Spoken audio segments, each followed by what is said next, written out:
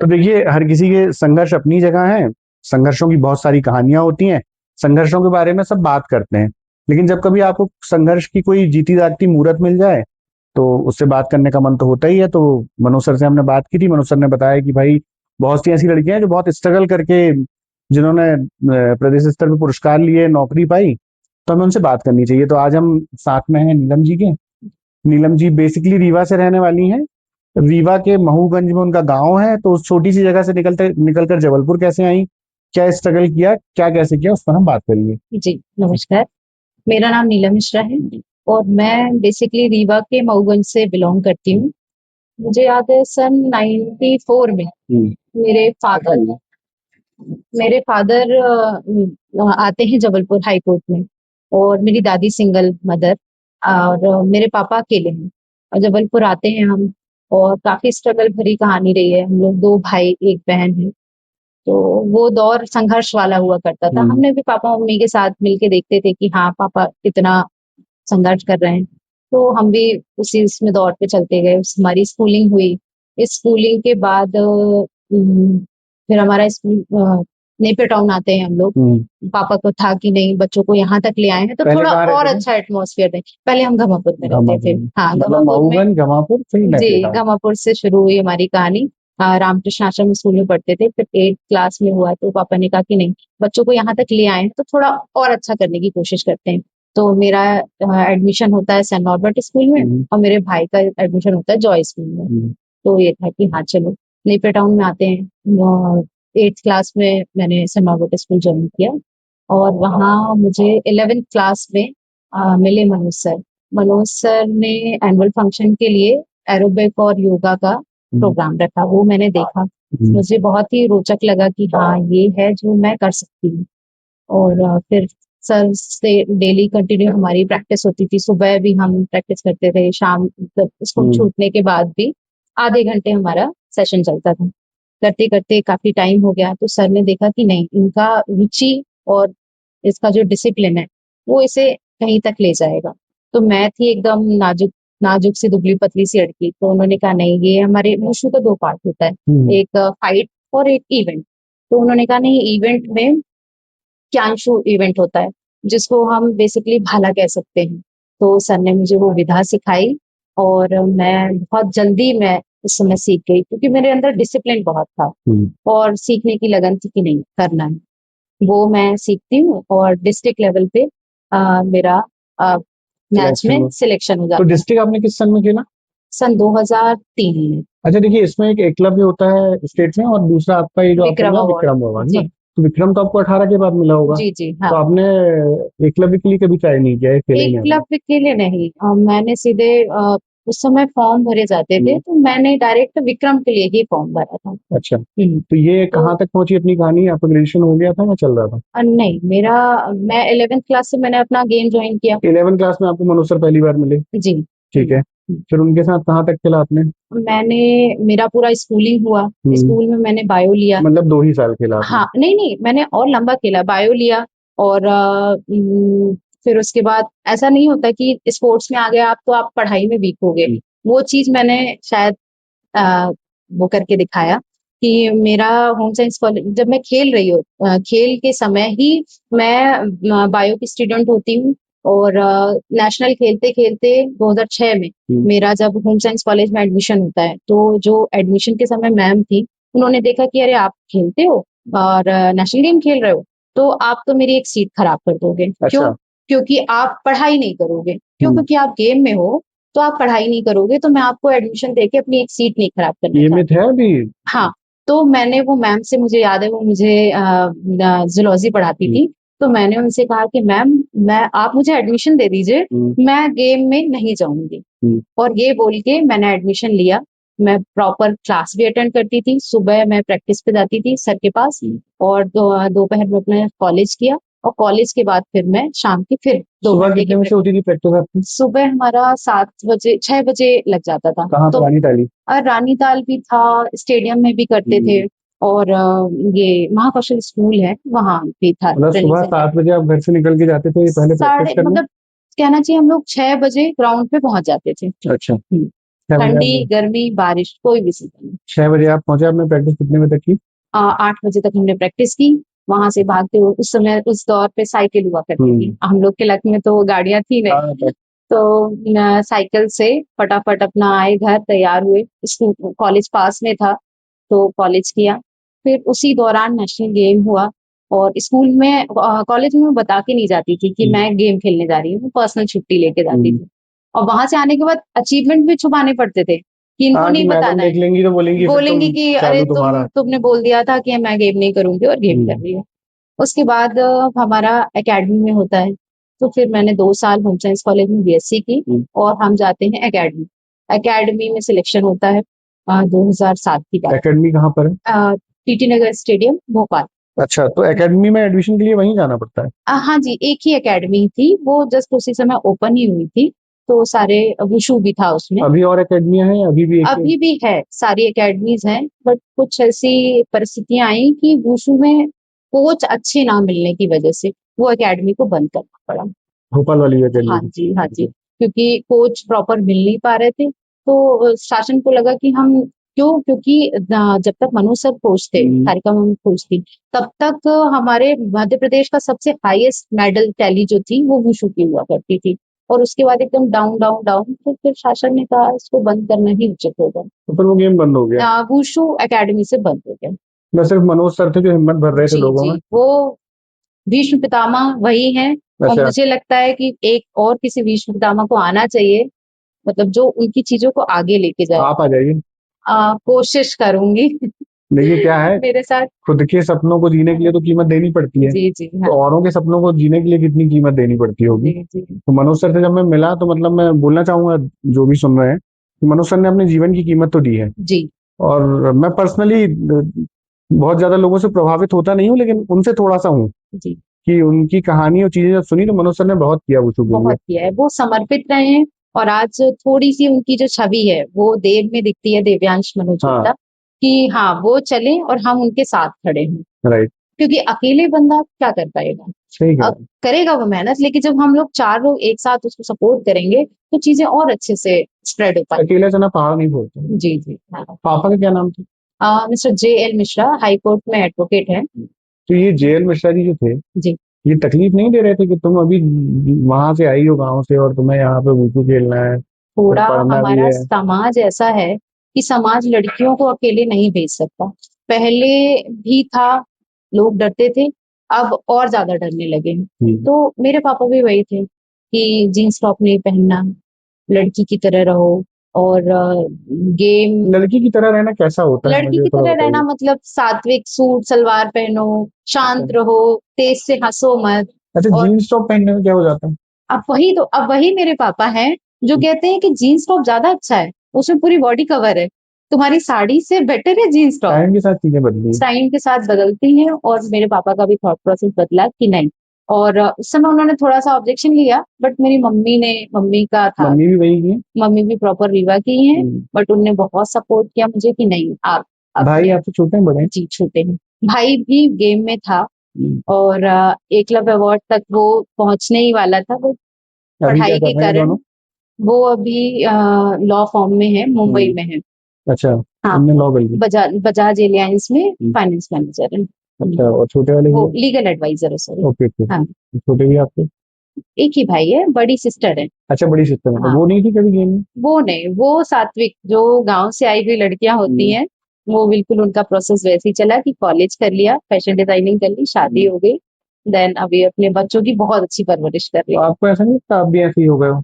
College कर लिया, wushu खेल लिया, हाँ, विक्रम ले मुझे ऐसा आए। लगता है कि मेरा 2017 तक अलग लाइफ थी, क्योंकि गेम में रहना एक मतलब कॉन्फिडेंस तो आता है, सेल्फ डिफेंस आने से आपको एक कॉन्फिडेंस तो रहता है कि हम कहीं भी खड़े हो जाएं, अपने आप को प्रोटेक्ट कर लेंगे, ये अंदर से रहता है।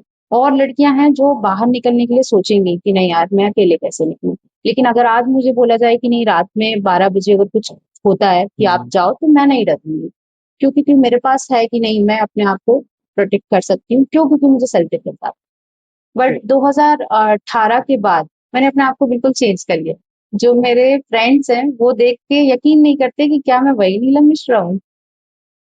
आखिरी बार कब खेला आपने वुशु?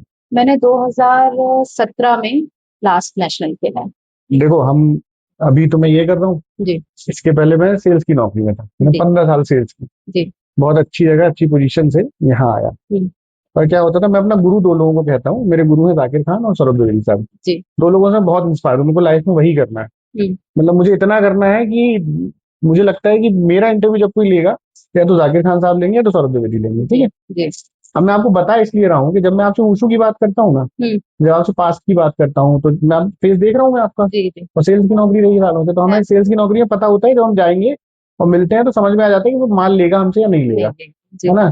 तो जब मैं आपसे वुशु के बारे में बात करता हूँ ना, तो आपका चेहरा आपके पास्ट को सोच के खिल जाता जी है ना, आपकी आंखें थोड़ी चौड़ी हो जाती हैं। जी जी। लेकिन जब जैसे ही ये वाला जोन आता है ना कि यार अब आप गवर्नमेंट जॉब में हो, ठीक है, चल रहा है, कर चल रहे रहा हैं, है। तो ये फर्क क्यों दिखता है? फर्क इसलिए दिखता है कि आज भी जो हमारा समाज है उसको इतनी जल्दी चीजों को ना अडॉप्ट नहीं कर पा रहा है। तो हमें परिस्थितियों के हिसाब से अपने आप को चेंज करना पड़ता है। नियम कितना, कब तक परिस्थिति के हिसाब से बदलते रहो? अब वो समय के साथ तो बदलना चाहिए। हमें कितना तो लगता है, बदल गया समय। हाँ हमें लगता है कि सामने वाला चेंज है, बट अब खुद को ही बदलना होगा। तो वो सामने वाला नहीं बदलेगा। सामने वाले में चेंज आते हैं, थोड़ा अच्छा, थोड़ा उस एटमॉस्फेयर में रहते रहते सब में चेंजेस आते हैं। तो मैं अगली बार आपसे जब कभी भी बात करूंगा, तो मेरी कब आपसे बात होगी कि जब आप खेलने लगेंगे क्रिकेट? हाँ, मैं कोशिश करूंगी कि इन 4-5 सालों में मैं वापस से खेलना तो नहीं, बट जो मैंने अपना हुनर सीखा है वो मैं किसी और को सिखा सकूं। हाँ, आप बताएं कि आपने होम साइंस कॉलेज में सिखाया भी। जी, होम साइंस कॉलेज में मैं जब बीएससी फर्स्ट सेकेंड ईयर में थी, तो मैंने सुबह जाके मैं बच्चों को ट्रेनिंग देती थी, पर्सनल ट्रेनिंग देती थी। तो मॉर्निंग में 6 बजे से लेके 8 बजे तक, और वो बच्चे मेरे डिस्ट्रिक्ट लेवल्स और से नेशनल लेवल तक गए हैं। अच्छा, अच्छे बच्चे, हाँ फाइट खेला है में। उन्होंने? हाँ जी। तो फिर तो आप भी दौड़ना चाह रहे हैं। नहीं, अब उस लेवल तक तो नहीं पहुंच पाई, लेकिन हाँ जितना मैंने 3 सालों में मेहनत की वो बच्चों ने रिजल्ट दिया। आपके जो गुरु दौड़ना चाह रहे हैं ना, वो कहते हैं कि आप वो पहली वाली कतार के स्टूडेंट में हो, जी लेकिन उनके अंदर एक तकलीफ भी रहती है, जो हमने उनसे बात की, आपकी बात होती रहती है, जी। क्योंकि हम बेसिकली गेम्स को ही कवर कर रहे हैं अभी शहर में। हम्म तो वो कहते हैं सिद्धार्थ, बहुत तकलीफ होती है कि बच्चों ने ना नौकरी ली हम्म और वूशो को सीढ़ी जैसे यूज किया कि छत पे चढ़ गए, अब उनको लग रहा है कि हम कभी उतरेंगे ही नहीं, ऊपर ही जीवन बिता लेंगे। जी तो उन्होंने, जैसा मुझे जितना डेटा उनने मुझे दिया, उन्होंने मुझे बताया कि लगभग 52 लोगों की नौकरी उनने जी लगवाई। जी। 52 लोगों की नौकरी उनने लगवाई या स्पोर्ट्स में लगवाई, लेकिन बोले सिद्धार्थ एक व्यक्ति भी नहीं बट खेलता। उसके पीछे मेहनत तो उन्हीं की है। आज उन्हीं की वजह से हम वहां तक पहुंच पाए, अकेले तो नहीं पहुंच सकते थे। और ये चीज मुझे भी बहुत फील होती है कि हमें गेम ने इतना कुछ दिया, सर से हमने इतना लिया, लेकिन हम गेम को वापस कुछ नहीं दे पा रहे हैं। उसकी वजह, एक वजह तो ये है कि आपकी जो नौकरी मिलती है वो आपके चॉइस के हिसाब से नहीं मिलती। आपको जैसे मुझे स्वास्थ्य विभाग मिल गया, स्वास्थ्य विभाग और खेल का दूर दूर तक लेना देना कोई नहीं है। लेना देना नहीं। आपको आयकर विभाग दे दिया जाता है। तो मेरा ये कहना है शासन से कि आप विक्रम अवार्डियों को वहां जॉब दें जहां खेल है। इतने सारे ये खेल एवं युवक कल्याण विभाग हैं, और फिर जब आपने जॉब दे भी दी तो हमें उसमें अटैचमेंट की फैसिलिटी दें, ताकि हम उस एटमॉस्फेयर में रहें और हम आगे चीजों को पास कर सकें, खास कर सकते हैं, बढ़ा पाए। बढ़ा पाए। बिल्कुल। आज हमारे बच्चे हमें देखेंगे कि हाँ हमारे पेरेंट्स ये कर रहे हैं, वो अपने आप सीखेंगे देख के। राइट। तो सरकार को ये करना चाहिए। आप लोग अगर सुने तो प्लीज, खेल कोटे से जो लोग आ रहे हैं, क्योंकि आप देखिए एक लड़की जब कॉलेज में एडमिशन लेने जाती है, उसकी टीचरों से ये कह देती है कि भाई तुम तो जबरदस्ती सीट खराब करोगी। तो आप समझिए फिर कि जब कॉलेज में जहाँ हम पैसा दे के पढ़ रहे हैं, तो फिर यहाँ पर क्या होगा। ये बताइए, आपने इंटरनेशनल कोच का भी ट्रेनिंग लिया आपने? नहीं, मैंने नेशनल कोर्स का नेशनल किया कोच है। का। नेशनल सी ग्रेड से शुरू होता है, बी तक मैंने किया, 2 जजिंग कोर्स किए हैं।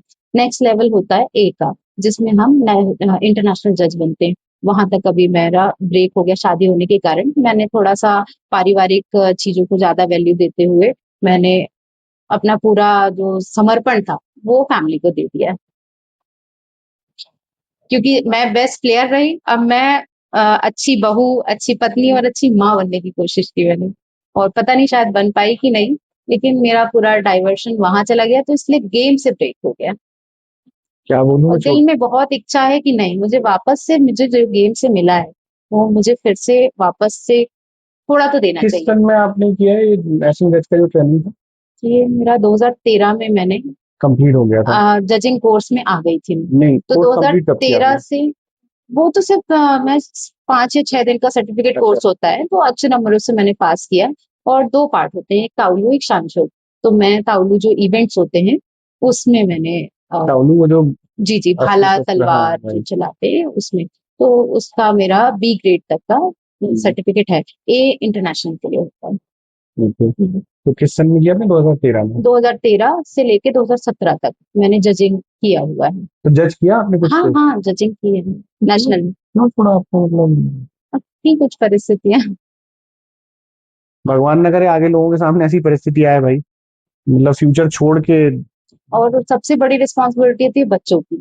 बच्चे होने के बाद आप और कुछ नहीं नहीं सोच नहीं नहीं सकते। नहीं, मुझे थोड़ा क्लियर करिए आप। दो हाँ, शादी किस सन में हुई आपकी? मेरी शादी हुई 2018 में। 13 में आपने कोर्स किया? हाँ, 13 13 से 17 तक आपने, जजिंग का कोर्स किया। फिर उसके बाद आप proper family full time family mother हो गई? हाँ, full full time time mother mother, नहीं, फुल बट टाइम मैंने बहू। अपनी एक नई फैमिली को अपना टाइम दिया और अच्छे से अच्छा करने की कोशिश की। और फिर मदर हस्बैंड बनने क्या के करते हैं आपके? हस्बैंड मेरे अभी इंदौर में मेडिकेप्स यूनिवर्सिटी में प्रोफेसर हैं। प्रोफेसर हैं, तो पहले यहाँ थे वो? पहले वो हितकांडी इंजीनियरिंग कॉलेज में थे। अच्छा, क्या नाम मिस्टर अतुल गर्ग। है? अतुल गर्ग जी। ठीक है। और एक किस्सा में और बताइए आपका। एक बार जब आपको विक्रम अवार्ड मिला, तो ये अवार्ड आपके फादर ने लिया है शायद, जी, जी, है ना? हाँ। तो उस बारे में बताइए। सन 2006 की बात है। हमारे पास उस समय मैट नहीं हुआ करती थी। असुविधाओं में जीना सीख लिया था हम लोगों ने। तो कोई मैट नहीं, कोई हॉल नहीं, और उस समय कोच भी अवेलेबल नहीं थे हमें कुछ समय के लिए। तो हम खुद से ही गोल बाजार के ग्राउंड में प्रैक्टिस करते थे। कोई मैट नहीं, और हमें करना था बैक फ्लिप। क्यों? क्योंकि हमें एकेडमी में एडमिशन लेना था, तो उसके लिए हमें बैक फ्लिप आनी ज़रूरी थी। बैक फ्लिप को थोड़ा आसान भाषा में बताइए बैक लोगों को। फ्लिप और फ्रंट फ्लिप मतलब बिना हाथ छोड़े आप कार्टविल। मतलब आप खड़े हुए, आपने कुल्टानी ली, हाँ, खड़े हुए हाँ, कुल्टानी ली, है हाँ ना? जी, हाँ जी। जैसे कुल्टानी वो होती है, हम बचपन में खेला करते थे, पहले तो गद्दे में उलटते थे, फिर ऐसा खड़े हुए, फिर ऐसा रोल। गद्दा पलटाया था ना, आजकल रोल आप होता है। डांस में देखेंगे तो डांस में। आपको मिलेगा वो स्टेप। वो कैमरे के उस पार जो लोग बैठे हैं, उनके हाथ पैर भी टूटे हैं उसमें। हाँ। नहीं, मेरे भी टूटे हुए हैं अच्छा, उसमें। आपके भी टूटे? जी। तो हमने वो मैट में किया, मैट वाली प्रोसेस होती है। हमने वो ग्राउंड में किया। ग्राउंड में, गोल बाजार ग्राउंड में गड्ढा था। तो मैं बैक फ्लिप करने के तो पहले एक हाथ लगा के करते हैं। तो बेसिकली मैं सीख ही रही थी, तो हल्का-सा हाथ मेरा डिस्लोकेट हुआ और मेरा हाथ यहाँ से रेडियस अन्ना टूट जाती है। और जानदार हॉस्पिटल में वहीं पास में था, तो वहाँ एडमिट होती हूँ। पापा को घर पे ये बताया जाता है कि नॉर्मल सी मोच आई है, तो आप लेने आ जाइए। जब वो देखते हैं हॉस्पिटल में आके, तो उनकी जमीन खिसक जाती है कि यार करवा लिया लड़की तुमने मन का? लड़की और मैं हंस रही होती हूँ। हाँ। मैं हंस रही होती हूँ, पापा कुछ नहीं हुआ, ये तो मोच है, और यूं ब्लड बह रहा होता है और हाथ पूरा ऐसे लटक जाता हाँ। है मेरा। अच्छा, मतलब मोच के साथ साथ चोट भी आई? नहीं, रेडियस अन्ना दोनों टूट के ओह। और ऐसे लटक जाती है मेरा हाथ पूरा, और ये एल्बो मेरा ऊपर चला जाता है। तो एक मेरे ब्रदर हैं गेम में ही, रोमी भैया, उन्होंने एल्बो मेरा बचा लिया। उन्होंने ऐसे खींचा तेज से, तो एल्बो सेट हो गई और ये पूरा यूं लटक गया। मैं इतने में भी पैदल बढ़िया अपनी फ्रेंड के साथ जाती हूँ यहाँ जामदार हॉस्पिटल, वहाँ एडमिट होते हैं, एक्सरे होता है, पापा देखते हैं, जमीन खिसक चुकी होती है। फिर ऑपरेशन होता है मेरा, और ऑपरेशन के चौथे या पांचवें दिन वहाँ एकेडमी का ट्रायल होना है। अब मैंने कहा क्या करूं? डॉक्टर ने मना किया था कि आप ट्रैवल नहीं कर सकते हो। मैं अपने भाई को लेके और ट्रेन में बैठती हूँ और दूसरे दिन भोपाल गोपाल। पहुंचती हूँ कि नहीं, मुझे ट्रेनिंग वहां पहुंचना है, और वो जो होगा वो विधाता ने जो लिखा होगा वो होगा। तो वकील साहब नाराज नहीं हुए? अब वकील साहब नाराज हुए, बेचारे करते क्या, एक तो लड़की, ऊपर से हाथ टूट गया, हाँ। अब इसकी शादी कैसे होगी? शादी का टेंशन पहले था? शादी का टेंशन कि यार बताओ टूटा हाथ। हाँ। तो मैंने कहा कोई बात नहीं पापा, जब हमारी शादी होगी ना, तो मतलब रिश्ते आएंगे, तो आप मेरी फोटो मत भेजिएगा, मेरा एक्सरे भेजिएगा। हाँ कि भाई देख लो। कि भैया देख लो पहले से, मैं चीजें छुपाना नहीं चाहती। तो ऐसे मेरा हाथ टूटने के बाद जुलाई में, जून में हाथ टूटता है, जुलाई में मेरा नाम आता है अवार्ड के लिए। तो उस समय मेरे हाथ में इतनी पावर नहीं होती, अवार्ड काफी बड़ा है, तो मैं उसे नहीं उठा पाती, तो मेरे पापा जाते हैं अवार्ड लेने। आप आसाम में थी उस समय ना, जी, जी, मिजोरम में? मैं मणिपुर में मणिपुर कैंप में। में थी। पापा के लिए तो बहुत प्राउड मोमेंट रहा होगा जब, बहुत है उन्होंने ना? रो दिया था। हाँ, डेफिनेटली, मतलब जिस चीज के खिलाफ वो थे, उन्होंने जब जी, देखा कि रविंद्र भवन काफी बड़ी जगह है। जी, अवार्ड जी। जहाँ पर मिला रविंद्र भवन है, भोपाल में, अगर आप कभी जाएं, हुँ, हुँ। देखिए वहां पर नाटक वगैरह काफी होते हैं, तो जाइए। चलिए, बातचीत तो अच्छी रही। हम लास्ट में कुछ चीजें करते हैं जो कॉमन होती है। जी। तो आप ये बताइए कि वो दिन कौन सा था जिंदगी का जब आपको लगा कि यार आज से जिंदगी बदल गई है? पर्सनल लाइफ या जो भी हो, कभी होता ना कि एक रात में ऐसा लगता है कि यार अब सब बदल गया। ऐसा एक रात में कैसे हो सकता है? नहीं होता है, शायद जिस दिन आपकी नौकरी लगी हो उस दिन हुआ हो, जिस दिन शादी हुई हो तब हुआ हो। कुछ तो होता है कि एक दिन हाँ, में। शादी में तो कह सकते हैं कि लाइफ पूरी चेंज हो जाती है। नहीं, अच्छा या बुरा? कुछ अच्छा भी था, अच्छा अच्छा लगता है। हर लड़की का सपना होता है कि हाँ, मेरी अच्छे परिवार में शादी हो, लड़का जो बहुत अच्छा हो, समझदार हो। तो वो चीजें मुझे मिली कि नहीं, बहुत समझदार है। तो अच्छा, उस दिन से हाँ, सच में मेरी लाइफ चेंज हो शादी गई। वाले दिन से शादी मैंने वाले दिन आपको से। बता दी नहीं थी। और लाइफ में एक रिग्रेट बताइए हमें, यार ये नहीं करना था, ये करने के बाद ना जिंदगी खत्म हो गई, गेम नहीं छोड़ना। ये रिग्रेट है। हाँ, है। क्योंकि आज भी मैं सपने आते हैं मुझे कि मैं ये कर रही हूँ, कर नहीं पा रही हूँ, कुछ चीजें होती ना मन में। तो आज भी मुझे सपने में विशु दिखता है कि मैं इवेंट कर रही हूँ। तो ये रहेगा, और वो चीजें मैं खुद भी करना चाहती हूँ और अपने बच्चे को भी आगे लाना चाहती हूँ कि जो मैं नहीं कर पाई, मेरा बच्चा। क्या है कि हम जो करते थे और कर सकते थे और डेफिनेटली हमें विश्वास होता है कि हम कर लेते, हमसे हो जाता। जब हम वो नहीं करते हैं ना, तो वो कहते हैं कि मरते, जब हम शायद हमारे प्राण निकलते हैं आखिरी में 7-8 कितनी मेमोरीज दिखती हैं, जी जी। तो मेमोरी नजर आती हैं। तो मैं आपसे प्रार्थना करूंगा कि आपकी मेमोरी में वूशू ना हो। आप वूशू के लिए इतना करना जी। कि दे के जाना इस दुनिया को कुछ, क्योंकि आपने जीता है, आपने किया है, तो आप सही जानते हो है। आप कर सकते हो। लास्ट क्वेश्चन है, अगर आज ईश्वर आ जाए आपके सामने, हम सबसे पूछते हैं, तो वो आपसे बोले कि नीलम, आज तुम बता दो कि तुमने आज तक जीवन में क्या सीखा, शॉर्ट में एकदम, तो आप क्या बताओगे? पहली चीज तो मैंने घर में बहुत अच्छी चीजें सीखी हैं, संस्कार जो सभी सीखते हैं, लेकिन मुझे अपने संस्कारों में थोड़ा ज्यादा प्राउड है। क्यों? क्योंकि मैंने हर परिस्थितियां देखी हैं गेम में। कुछ गलत होते हुए भी देखा है, सही भी देखा है, बट मैंने हमेशा सही को चुना। सही सही हमेशा संघर्ष भरा होता है, लेकिन मैंने कहा नहीं, मैं संघर्षों में रह लूंगी लेकिन गलत रास्ता कभी नहीं चुनूंगी। तो पहली चीज वो। और दूसरा, गेम में आते ही मेरी जो है बिल्कुल मैं चेंज हो गई। मैं पहले एकदम शांत और वैसी लड़की थी, आज मैं हर किसी से लड़ सकती हूँ, सही के लिए, गलत चीजों के लिए नहीं। जबरदस्ती में कैसे किसी को नहीं फंसानी है। हाँ, नहीं फंसानी है, लेकिन हाँ, अगर कोई गलत है तो मैं उसके लिए लड़ जाऊंगी, अगर हाँ। कोई सही है तो मैं उसके लिए खड़ी हूँ, लड़ सकती हूँ। अच्छा, ये आपने गलत सही वाली बात बताई, इसलिए वो बात मुझे याद आ गई। विनेश फोगाट के बारे में आपने सुना होगा, कुश्ती खेलती थी, दंगल फिल्म भी आई थी उनपे। उन्होंने अपने ही कोच पे, और वो बाद में फिर ब्रजभूषण सिंह मंत्री भी थे, उन पर उन्होंने धरना भी दिया, काफी सारे आरोप लगाए। उन्होंने बताया कि ब्रजभूषण सिंह ने सैकड़ों लड़कियों के साथ रेप जैसे कृत्य किए और भेदभाव हुआ। तो आप स्पोर्ट में रही हैं, तो क्या आपने ये सब कभी देखा, ये होता है या नहीं होता है? मैंने अपनी पर्सनल लाइफ में तो नहीं देखा कभी, इस टाइप की कभी चीजें हुई नहीं, हो हुई भी होंगी तो शायद मुझे पता नहीं है। लेकिन अभी जो समाज में चीजें देखने मिल रही हैं, तो ये बहुत ज्यादा हो रही है।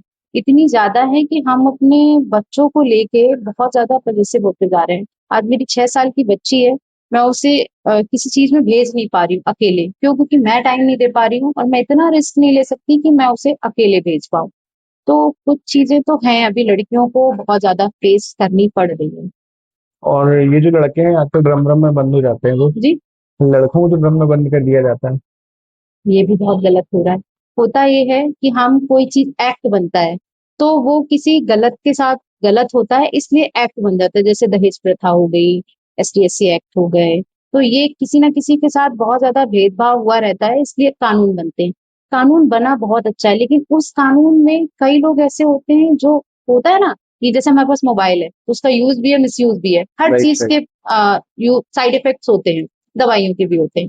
तो हमें डिपेंड करता है कि हम उसे कैसे यूज कर रहे हैं। कोई अपने एक्ट को, अपने अधिकार को हथियार ना बनाए। राइट।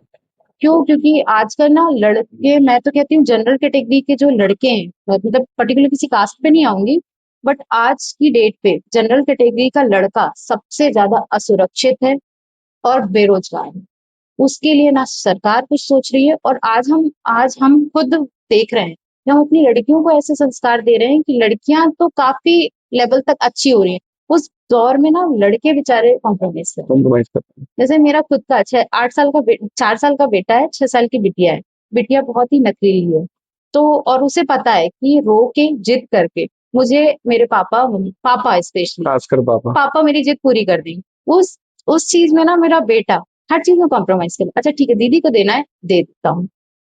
तो ये चीज मैं देख रही हूँ कि लड़कियों में अपने पापा के प्यार का नाजायज फायदा ना उठाएं।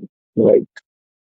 तो देखिए, एक बहुत अच्छा, मतलब कंक्लूड करें हम कहानी को, एक साथ इकट्ठा करें तो समझ में आता है कि हमारे देश में कहा जाता है कि पुरुष जो है वो कमाने वाला होना चाहिए, लड़की जो है वो सुंदर होना चाहिए, है ना। लेकिन सिर्फ सुंदर होने को ही अपनी ढाल ना बना लें और कमाने को ही अपना व्यक्तित्व ना दिखाने लगे आप। अ, सुंदर होने के बाद भी आपको अपने व्यक्तित्व पे काम करना है। आपको वो पहचान बनानी है जो आपसे बनाई गई हो, क्योंकि आज हमारे सामने अगर नीलम जी बैठी हैं, ईश्वर जी के पास अगर सुंदर है तो वो उन्होंने ईश्वर ने दिया था। और ये जो वूशु का इन्होंने ब्लेजर पहना हुआ है उसमें लिखा हुआ है, प्राउड मूवमेंट है ये शासन की सील के साथ वहां पर लिखा हुआ है कि विक्रम पुरस्कार 2007 ये इन्होंने कमाया। तो भाई साहब अगर जन्म ले रहे हैं, अगर जी रहे हैं तो खुद भी कुछ कमाइए। हम कोशिश कर रहे हैं कि हम कमा लें, लेकिन पैसे की बात नहीं, नाम की बात हो रही थी कि आए हो तो कुछ करके जाओ, है ना। मैं देव सिद्धार्थ हूँ, आप लोग सब्सक्राइब नहीं करते हो तो प्लीज करने लगना, थोड़ा ज्यादा सब्सक्राइब करेंगे तो सपोर्ट मिलेगा। शहर के अच्छे स्पोर्ट्समैन के पास हम आपको ले जा रहे हैं। वुशु की यात्रा जारी रहेगी। मनोज सर का बहुत धन्यवाद कि वो हमें कांटेक्ट दे रहे हैं और हम वहां तक पहुंच पा रहे हैं। कैमरे की इस तरफ मैं हूँ देव सिद्धार्थ, कैमरे की उस तरफ हूँ पांशु श्रीवास्तव। आप देख रहे थे किससे भी सिद्धार्थ। नमस्कार।